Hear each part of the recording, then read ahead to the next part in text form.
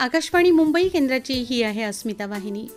श्रोतेहो, आजच्या साहित्य सौरभ या कार्यक्रमात आपल्या सगळ्यांचं स्वागत. श्रोतेहो, आजच्या कार्यक्रमात राधिका कुंठे यांचे 3 ललित लेख आपण आज ऐकणार आहोत आणि वैभव चाळके उर्फ सुवर्ण सूत यांच्या कविता आपण ऐकणार आहोत. सुरुवातीला राधिका कुंठे यांचा ललित लेख रंगयात्री. गरगरते पंखे, घरघरते एसी आणि हास्यहुश्य म्हणणारी माणसं. दर उन्हाळ्यातलं हे नेहमीचं चित्र. ही उन्हाची तलाखी वाढतच जाणार आहे. दुपारच्या वेळी स्माइलीवाला गॉगल लावलेला सूर्य अधिकाधिक डोळे वटारणार आहे. भोवतालच्या आसमंताला जणू उन्हाच्या पिवळ्या रंगाचाच वॉश द्यायला गेलाय असं आपल्याला वाटतं. मग अधिकच उकडायला लागतं नि जीव कासावीस होऊन जातो. कबूल आहे, हे सगळं होतंच, पण आपल्याला फारच रखरखीत आणि भगभगीत वाटणाऱ्या या सगळ्या वातावरणातून थोडंसं तरी बाहेर यायला हवं. अगदी बाहेरच असं म्हणतेय मी, कारण पंखा किंवा एसीच्या थंडाव्यापेक्षा एखाद्या झाडाच्या सावलीत मिळणारा गारवा लई भारी असतो. फक्त त्यासाठी थोडंसं रुटीन पलीकडं डोकावायला हवं. प्रयत्नपूर्वक शोधावेत निसर्गातले रंगयात्री. फार काही परदेशी किंवा देशातही जायची बिलकुल गरज नाही आहे. आपल्याच आसपास एक नजर टाका. काही झाडांची पानगळ होऊन त्यांना नवीन पालवी फुटत आहे. त्यामुळे हिरव्या पोपटी रंगांच्या भारी छटा जागोजागी दिसू लागलेत. शहरात राहत असाल तरी तुमच्या परिसरातले रस्त्यालगतचे देशी बदाम, गुलमोहर, सोनमोहर पालवायला लागलेत. थोडीशी तसदी घेऊन किंचित वाट वाकडी करून गेलात तर काटेसावर, पांगारा आणि बहाव्याला फुलं येऊ लागलेत. त्या फुलांचे लाल, गुलाबी, पिवळे धम्मक रंग लुभावणारे आहेत. कुसुंबाच्या झाडाची लाल हिरवी पानं हॅलो म्हणतायत. पिंपळाला पालवी फुटते. पळसाची भाषिक पानं 3च असली तरी तोही फुलतोय. चैत्राची चाहूल देणारं कोकिळकुंजन कानी पडू लागलंय. हळद्याची पिसं पिवळी जर्द होत आहेत. कित्येक फुलपाखरं भिरभिरत आहेत. हे आहेत निसर्गातले रंगयात्री. काळा आणि पांढरा याखेरीज कितीतरी न सांगता येणाऱ्या 101 अशा निसर्गाच्या रंगांची उधळण सुरू आहे. कारण ही रंगांची दुनिया, आगळीच किमया, विलोभनीय सृष्टी, नित्यनूतन दृष्टी. हा तांबडा भडक, पावित्र्याचा रखवालदार, आकाशाची निळाई, सूर्याची केशरी झिलाई, दिसे रसरसतात पिवळा, चटकदार असे जांभळा, की गडद हवा हिरवा, घुमत असे सदा पारवा. सृष्टी रंगविभोर झाली, सप्तरंगांची दाटी जमली. ही एवढी सारी किमया आपल्या भोवतालच्या निसर्गात घडतीये. निसर्गातल्या चैतन्याची ओळख पटली की निसर्गाशी आपली नकळत मैत्री होते. मग या चैतन्य खुणा जपताना आपण आपसुकच निसर्गातले रंगयात्री होऊन जातो. आणि आता यानंतर ऐकूया ललित लेख प्रिय कैरीस. आणि तू आलीस, बरं वाटलं. मलाच नाही तर आम्हाला सगळ्यांना. खरं तर तू आलीस म्हणजे पाठोपाठ कडक शिस्तीचे उन्हाळ आजोबा येणार हे माहिती होतंच. कारण ते आल्यावर त्यांना माणसानी अदबीनं राहिलेलं आवडतं. स्कार्फ, टोपी, छत्री घेऊन चालणारी माणसं त्यांना फार फार प्रिय आहेत. त्यामुळे आम्ही होतो उन्हाळा आजोबांची नावडती माणसं. त्यांच्या शिस्तीपेक्षा तुझी वाट बघणं आणि तुझं येणं आम्हाला अधिक आवडतं. तशी आपली मैत्री आणि कट्टीबट्टी लहानपणापासूनचीच. ताई दादा तुला मिटक्या मारत खाताना आम्ही बघायचो तेव्हापासूनची. एकदा हळूच एक चिंटीमिंटी फोड उचलली होती त्यांच्या बशीतून. डोळे किलकिले करत पाहिलं भोवताली आणि चाखली किंचितची चव. आह, आपली ती पहिली भेट आणि त्यानंतरच्या प्रत्येक मोसमातील भेटी. खारट तुरट चवींचा ठेवाच तो, पुन्हा पुन्हा जिभेवर रेंगाळणारा. वय वाढत गेलं तसं आपल्या भेटीत येत गेला खारटपणा, तिखटपणा, मसालेदारपणा. तशी चिंच, आवळा, बोरं वगैरे तुझी बहीण भावंडं अधूनमधून हजेरी लावतात, पण तुझी गोष्ट काही वेगळीच. दारासमोरच्या आंब्याला मोहर आला म्हणजे तुझ्या येण्याची चाहूल लागते. थोडूसा मोहर गळला म्हणजे कुणी आपलं गेल्यासारखं वाटतं.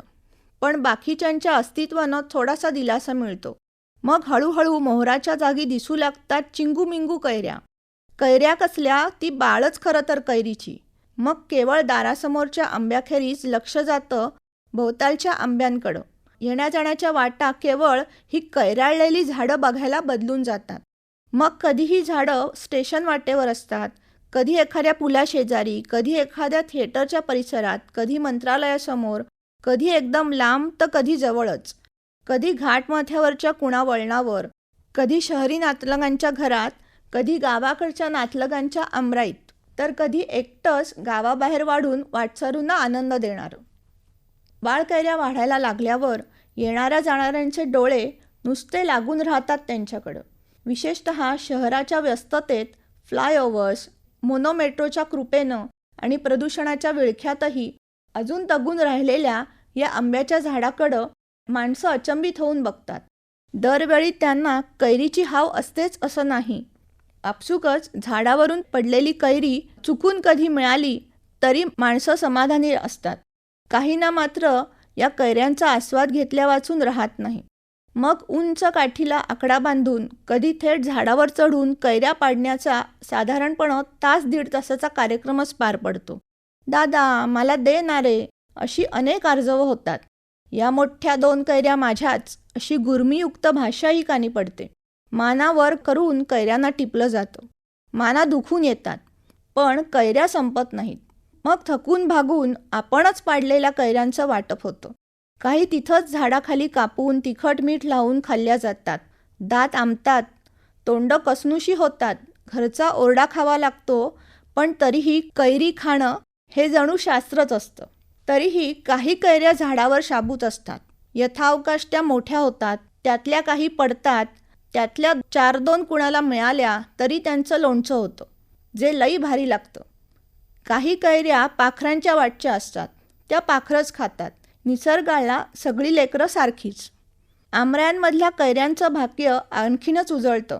त्यांना आणखीन वाढायची संधी मिळते आणि त्यांचे आंबे होतात. आंबेप्रेमींची संख्या वाढत जाते. मात्र आंब्यांच्या प्रकारांवरून केला जाणारा भेदाभेद कैरीच्या वाटेला बिलकुल येत नाही. हेही कैरीचं नि कैरीप्रेमींचं भाग्यच. सध्या समाजमाध्यमांवरील कैऱ्यांच्या छायाचित्रांवर पसंतीचे अंगठे उमटत आहेत. कैऱ्यांच्या दिवसातल्या आठवणींनी वयानं छोट्या मोठ्या कैरीप्रेमींची मनं कैरीमय होत आहेत. आठवणींचे झुले कैरीच्या फोडी, पन्ह, आंबेडाळ, लोणची अशा खादाडीसोबत झुलू लागलेत. कारण प्रिय कैरी तू आलीस, फार फार बरं वाटलंय आम्हाला सगळ्यांना. तुझेच कैरीप्रेमी. आणि आता ऐकूया आनंदी हा ललित लेख. आपल्या येण्या जाण्याच्या परिसरातल्या काही जागा, काही ठिकाणं, काही सिग्नल्स डोक्यात इतके फिट्टपणे बसलेले असतात की त्यात झालेला किंचितसा बदलही आपल्या लगेचच लक्षात येतो. तसंच माझंही झालं. हा एवढा पूल संपल्यावर एक मोठासा सिग्नल, मग तिरकस क्रॉसिंग आणि मग बस पुन्हा मार्गाला लागणार हे पक्क ठरलेलंच. अजूनही तसंच होतं म्हणा. फक्त मधल्या काळात त्या सिग्नलच्या बाजूच्या रस्त्यावर साचायला लागला हा एवढाला कचरा. ओला सुका कचरा नव्हे, पण चिंध्यात चिंध्या, ढीगभर, आणि थोडा प्लॅस्टिकचा भस्मासुरही होताच सोबतीला. आपल्या मध्यममार्गी शिरस्त्यानं मी कपाळी 4 आठ्या घालून ते सगळं पाहिलं आणि सोडून दिलं. मग थोड्याच दिवसात तिथं प्लॅस्टिकचा आडोसा आला. एकाचे 2 करत 3-4 आडोसे बांधले गेले आणि त्यात संसार नांदू लागले. 4 आयाबायांच्या चुलीचा धूर हवेत कोंदू लागला. बाप्यांच्या पत्त्यांच्या आवाजानं रस्ता जागा राहू लागला. सगळ्यात महत्त्वाची गोष्ट म्हणजे तिथल्या मुलाबाळांच्या दंग्यानं, हसण्यानं त्या आडोशाला त्यांचं घर म्हणायला मला भाग पडलं. येता जाता दिसणाऱ्या अनेक घरांपैकीच ही देखील अशी मनात कुठंतरी नोंद झाली असावी. मग त्या घरांपेक्षा त्यातल्या मुलाबाळांवर लक्ष केंद्रित व्हावं असं काहीसं घडू लागलं. कधी ती मुलं कुतूहलानं बाबा लोकांच्या पाठीवर ओणावून पत्त्यांकडं कुतूहलानं पाहत बसत. कधी आईजवळ चुलीशी बसून चहात बुडवून बिस्किटं चोपत असत. कधी त्या चिंध्यांच्या ढिगाऱ्यात शिरून आपल्याला हव्या तेवढ्या चिंध्या हुडकून खेळत. एक चुणचुणीत मुलगी त्यांची टीम लीडर असावी. तिचं सगळेजण ऐकत. तिच्या मोठ्याल्या काळ्याभोर डोळ्यात खूप सारी स्वप्न बागडत असत. यांच्या शिक्षणाचं काय, असा शिक्षणमार्गी विचार माझ्या डोक्यात 4 वेळा डोकावून गेला. त्याचं उत्तर काही दिवसांनी मिळालं. ती मुलगी आणखीन एक मुलगा गणवेशात दिसत होते. हातात पुस्तक नि दप्तर घेऊन शाळेला जायची तयारी स्कूल चले हम सारखी. मग बऱ्यापैकी गॅप गेली त्या रस्त्यानं जाण्यासाठी. बस थांबता थांबताच तिच्याकडे लक्ष गेलंच. आज ती काय करते ते बघायला. आज तिचा बाबा कुणीतरी दिलेल्या सोफ्यावर एकदम ऐटीत बसला होता. आई त्याला चहा करून देत होती. ती बाकीच्यांसोबत खेळत होती. एकाशी काहीतरी भांडण झालेलं असावं म्हणून तो थोडा दूरच उभा होता. तितक्यात एक गाडी पास झाली. ती ओरडली, "ए!" माझ्या पोटात धस्स झालं. मनात म्हटलं काही लागलं की काय कुणाला. तर ती त्या दुरावलेल्या मुलाला ओरडून आनंदाने भारावून विचारत होती, "देखी क्या गाडी देखी क्या? क्या भारी थी ना?" तोही नरमाईनं उत्तरला, "हाँ हाँ बहुत ही भारी थी." दुसरा चिमुरडा म्हणाला, "क्या ब्लॅक कलरचा भाई एकदम भारीवाली थी." इकडं माझी ट्यूब लेट का होईना पण पेटली. आठवलं, आज तर जुन्या गाड्यांची रॅली होती. त्यातलीच असणार ही गाडी. तिच्याकडं पाहता पाहता आमची बस हलली. आता गाडीचा नाद सोडून ती चिंध्यांच्या कचऱ्यात मिळालेल्या आरशाच्या तुकड्याला मोठ्या कुतूहलानं नि उत्सुकतेनं न्याहाळत होती. मग हळूच ती त्या आरशात डोकावली. नंतर माझ्या नजरेआड झाली. मनातल्या मनात मी तिचं बारसं केलं, "आनंदी." आता वाटते तिथून लगेचच बसनं जायची उत्सुकता. काही उत्सुकताही आनंदीनंच पास ऑन केली आहे, कुणास ठाऊक. श्रोते हो, आत्ता आपण राधिका कुंठे यांचे 3 ललित लेख ऐकलेत आणि आता यानंतर ऐकूया वैभव चाळके उर्फ सुवर्ण सूत यांच्या कविता.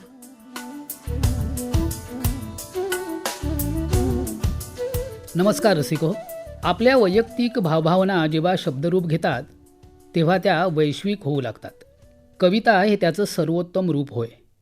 कवितेतली सुखदुःख कवीची, पण ती पुढे जाऊन रसिकांची होतात. कवितेची ही शक्ती कवी आणि रसिक यांना एकमेकांशी जोडते. कविता, कवी आणि रसिक यांच्यातलं नातं उलगडून दाखवणारी एक रचना आपल्यासमोर ठेवतो आहे. मी आपला कवी. तुम्ही मोठी माणसं आहात आणि मी आपला कवी नम्रतेनं सादर करतोय एक रचना नवी. कवी असलं ना म्हणजे असं होतं, 4 चौघात हसं होतं. मग कितीही केली थट्टा तरी आमचा चालू पट्टा, काय करणार आमच्या हातात लगाम नसतो. आम्ही कवी कवितेचे गुलाम असतो. कधी सहज उमलून येते ज्ञानेशाची ओवी, युगे युगे मग ती सर्वांनीच गावी. तुम्ही मोठी माणसं आहात आणि मी आपला कवी नम्रतेनं सादर करतोय एक रचना नवी. कधीतरी कविता छान फुलून येते, कधीतरी कविता पार गळून जाते. कवितेला लागतात टाळ्या रसिकतेच्या आणि पापण्यांवर तराळणारं अनुभूतीचं पाणी. झाडाला जेव्हा त्याचं अन्न मिळत नाही, वसंत असला तरी झाड फुलत नाही. हे झाड वाढवायचं तर रसिकतेची माती हवी, हे झाड वाढवायचं तर हनुमंताची छाती हवी. एक झाड लावून बघा तुम्ही तुमच्या दारी. तुम्ही मोठी माणसं आहात आणि मी आपला कवी नम्रतेनं सादर करतोय एक रचना नवी. कविता भोवती भोवती रांगत राहते, कविता वाटेल ते मागत राहते. कवितेचा हट्ट कधी मोडता येत नाही, काळजापासून श्वास जसा तोडता येत नाही. तरीसुद्धा कवी असण्यात मजा आहे. फाशीचीच, पण इंद्रधनूच्या फासाची सजा आहे. नांदी म्हणजे कविता असते, कविता म्हणजे भैरवी. तुम्ही मोठी माणसं आहात आणि मी आपला कवी नम्रतेनं सादर करतोय एक रचना नवी. सायंकाळचं सौंदर्य मनात कितीतरी व्यामिश्र भावनांची दाटी करणारं असतं. अशाच एका सायंकाळी रानपाखरांना केलेली विनवणी म्हणजे ही कविता. माझ्या रानपाखरांनो, माझ्या रानपाखरांनो, विझू लागलं आभाळ, चला परता घराला, झाली झाली सांजवेळ. सूर्यदेव कलंडला, आला शितीची लालिमा, आता काही क्षणामध्ये नभी येईल चंद्रमा. काळा अंधार नेसवी मायभूमीला पातळ, माझ्या रानपाखरांनो, विझू लागलं आभाळ, चला परता घराला, झाली झाली सांजवेळ. जन्म घेतील नक्षत्रे, तारा फुले फुलतील, फांदी झुल्यावर निळे काजवेही झुलतील. आकाशाच्या माठातल दुधाळेल पाणी काळं, माझ्या रानपाखरांनो, विझू लागलं आभाळ, चला परता घराला, झाली झाली सांजवेळ. रात राजा गीत गाता, गंधाळेल रात राणी, सुखे उमलू दे रात्र, नका आणू अडचणी. परतारे तुम्हासाठी उद्या येणार सकाळ, माझ्या रानपाखरांनो, विजू लागला आभाळ, चला परता घराला, झाली झाली सांजवेळ. भावनेच्या झुल्यावर आपण कधी या बाजूला तर कधी त्या बाजूला हर क्षणी नव्या उंचीवर जात राहतो. हा झुला कवीला नवनव्या गोष्टी दाखवतो.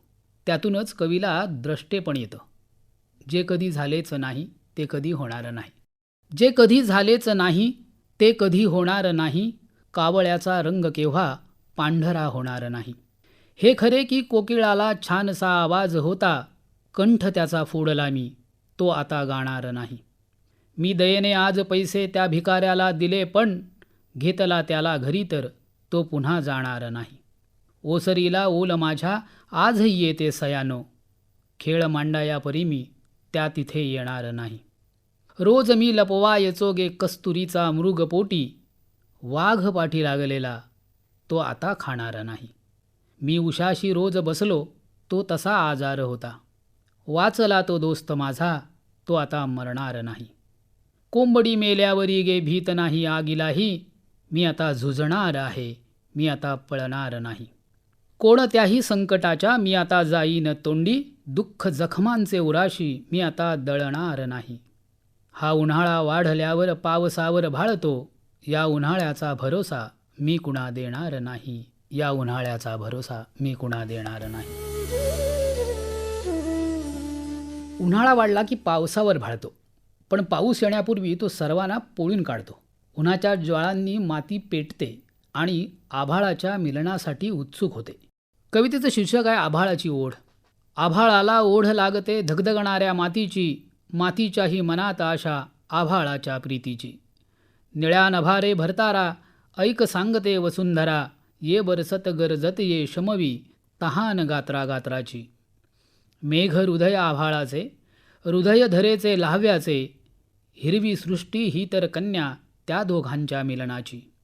प्रौढ समंजस अवनीही, समज वाढते गगनीही, मेघ धुक्यांचा प्रणय समंजस, कशास भीती नीतीची. आभाळाला ओढ लागते धगधगणाऱ्या मातीची, आभाळाला ओढ लागते धगधगणाऱ्या मातीची. पाऊस सगळ्यांनाच आवडतो. तो असतोच मोठा सर्जनशील, तना मनाला गारवा देणारा. पण कुणासाठी उन्हाळाच बरा असतो. पुढच्या कवितेचं शीर्षक आहे उन्हाळ्यात निदान. पिण्याच्या पाण्यासाठी 10 कोस चालावं लागतंय. घराभोवतीची हिरवळ सुकून गेले कधीच, जनावरं तडपडत आहेत पाण्यासाठी. माझ्या बाळानं त्याच्या चिमुकल्या हातांनी बनवलेल्या कागदी होड्या आसावलेल्या आहेत आव असून पावसासाठी. तरी आभाळ भरून आल्यावर मी आनंदानं नाचण्याऐवजी दुःखी होऊन पाऊस येऊ नये म्हणून प्रार्थना करतो आहे. पाऊस आला की कौलं रडू लागतात मुसळधार. उन्हाळ्यात निदान घर तरी शाबूत असतं. काही माणसं मनात घर करून राहतात. कायमची दुरावली तरी जवळची वाटत राहतात. मग अनेक वर्षांनी जेव्हा भेट होते तेव्हा आपण अक्षरशः फुलून येतो. याच अनुभवावरची ही कविता. पुन्हा झाली भेट. किती वर्षानंतर पुन्हा झाली भेट. काळजाशीच काळीज बोलत राहिलं थेट. तेच सूर पुन्हा एकदा, तीच मैफल रंगली. ते दिवस परतून आले, तीच गंमत सगळी. एका नव्या वळणावरती भेटले जुने नाते. भेटले म्हणजे तसे ते काळजापाशीच होते. अगदी तेव्हा घ्यायचो तसे हात घेतले हाती. अगदी तेव्हासारखी तीच दरवळली माती. असा दिवस येतो कधी, जुळतात साती सूर. जडापासून जीवाला जो घेऊन जातो दूर.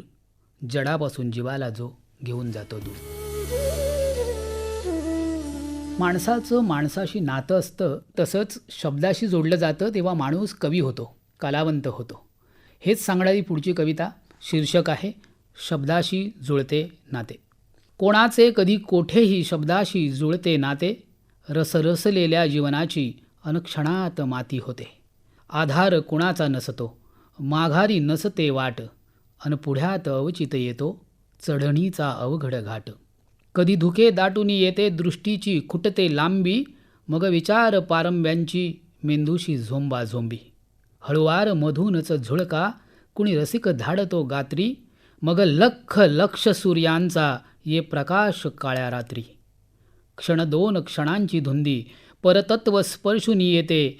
अन पुन्हा कापूनी जाते, काळीज कुऱ्हाडी पाते, कोणाचे कधी कोठेही शब्दांशी जुळते नाते, रसरसलेल्या जीवनाची अन क्षणात माती होते. प्रेम ही एक अत्यंत लोभसवाणी गोष्ट आहे. त्यात तिचा होकार मिळतो तो क्षण म्हणजे जणू अमृत क्षण असतो. तिच्या होकारावरची ही कविता. शीर्षक आहे होकार. तू येताना राखाडी रंगाची साडी नेसून आली होतीस, घाबरत थरथरत, प्रेम म्हणजे काहीतरी आक्रीत समजून.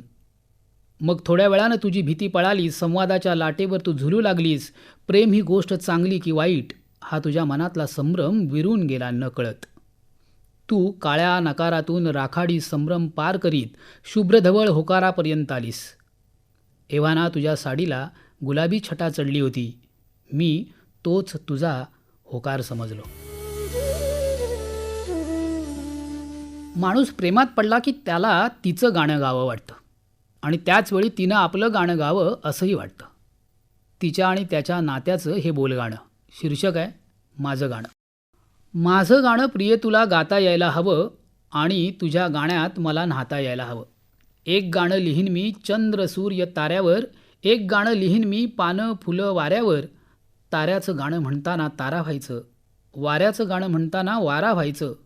वाऱ्यासंगे दूर दूर जाता यायला हवं, माझं गाणं प्रिय तुला गाता यायला हवं. एक गाणं लिहीन मी तुझ्यावर, एक गाणं लिहीन तुझ्या राजावर. राजालाही राणीसंगे गाता यायला हवं, राणीलाही राजासंगे न्हाता यायला हवं. गाण्यासंगे गाण्याला एक होता यायला हवं, माझं गाणं प्रिय तुला गाता यायला हवं. एक गाणं शब्दाविना केवळ लाडीक सूर, एक गाणं ज्याच्यामधून सूरसुद्धा दूर. शब्दांच्याही पलीकडचे दिसू लागे काही, अब्द अब्द मनातले साकार रूप घेई. गाणे सगळेच ऐकतात, गाणं पाहता यायला हवं, माझं गाणं प्रिय तुला गाता यायला हवं आणि तुझ्या गाण्यात मला न्हाता यायला हवं. श्रोते हो, आजच्या साहित्य सौरभ या कार्यक्रमात राधिका कुंठे यांचे ललित लेख आपण ऐकले आणि वैभव चाळके उर्फ सुवर्ण सूत यांच्या कविता ऐकल्यात. या कार्यक्रमाला निर्मिती सहाय्य केलं होतं रोहिणी पाटील यांनी आणि सादर करते होते राजेश शेजवळे. साहित्य सौरभ हा कार्यक्रम आकाशवाणी मुंबई केंद्राच्या अस्मिता वाहिनीवरून प्रसारित करण्यात आला.